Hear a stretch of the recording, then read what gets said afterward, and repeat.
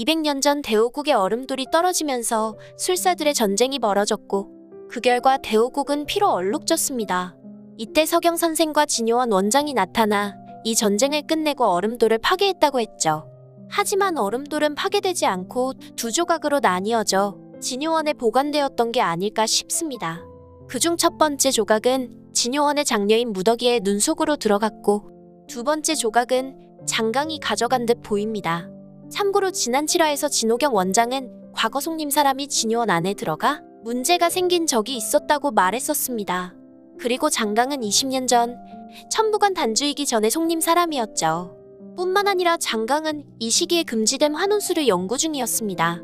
당시 장강은 죽은 시체에 살아있는 사람의 혼을 넣는 환혼술을 펼쳤는데 그 대상이 폭주해 제거한 숫자만 무려 8명이나 됐습니다. 이처럼 장강이 금지된 환혼술을 계속해서 펼칠 수 있었던 이유는 아마도 추온양을 대량으로 만들어낼 수 있는 얼음돌을 가지고 있었기 때문일 것입니다.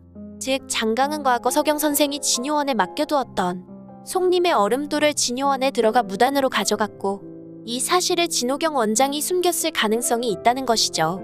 그런데 문제는 정작 엉뚱한 데서 터진 것 같습니다. 장강이 선왕과 환혼술을 펼쳐 몸이 바뀐 탓에 기력이 너무 쇠한 나머지 더 이상은 환혼술을 펼칠 수 없게 돼버렸으니까요. 그래서 장강은 진무에게 환혼술을 전수했고 다시 선왕으로부터 몸을 되찾을 수 있었습니다. 그런데 당시 진무는 환혼술을 배운 지 고작 7일밖에 되지 않았습니다. 그럼에도 진무는 선왕과 장강의 몸을 폭주시키지 않고 완벽히 바꾸었죠. 아마도 그게 가능했던 이유는 장강이 가지고 있던 얼음돌 때문이었을 것입니다.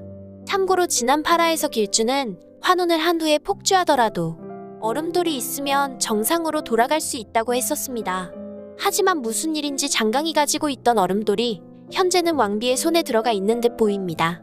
그리고 왕비는 본래 서씨인데 지난 8화에서 본인 스스로를 최씨라고 밝혔습니다.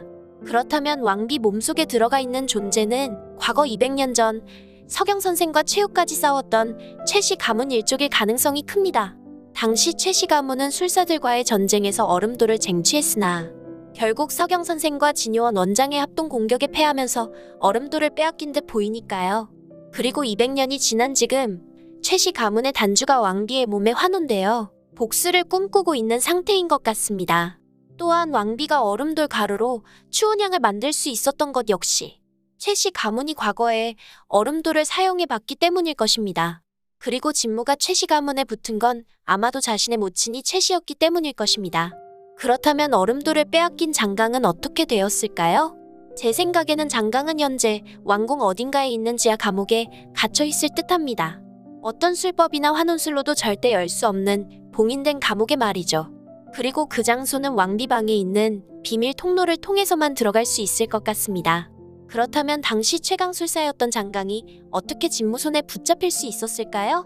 아마도 제 생각에는 그곳에 진짜 왕비를 인질로 삼은 뒤 함정을 파고 기다린 듯 보입니다.